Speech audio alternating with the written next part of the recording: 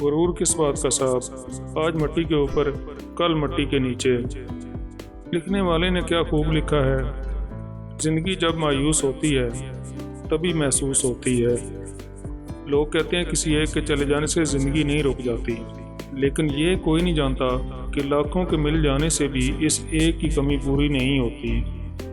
دھوکہ دے کر کوئی نہیں بچتا، کسی کی آہ نسلیں اجاڑ دیتی ہے۔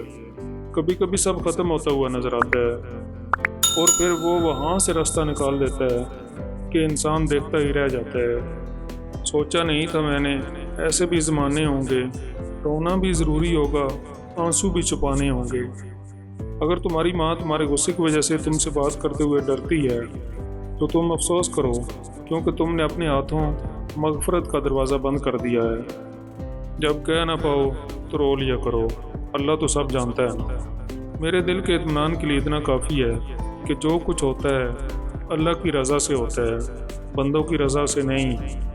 جب تم سکون کی کمی محسوس کرو تو اپنے رب کے سامنے توبہ کرو، کیونکہ یہ انسان کے گناہ ہی ہیں جو دل کو بے چین رکھتے ہیں۔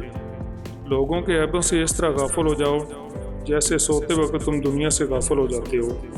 بزرگ فرماتے ہیں اپنی بیوی کو یہ 3 کام کبھی مت کرنے دیں، ورنہ رزق میں کمی آ جائے گی اور غربت جان نہیں چھوڑے گی۔ نمبر 1، کبھی بھی انہیں ننگے سر کھانا نہ پکانے دیں۔ نمبر 2، مٹی یا چینی کے ٹوٹے ہوئے برتن کو استعمال نہ کرنے دیں۔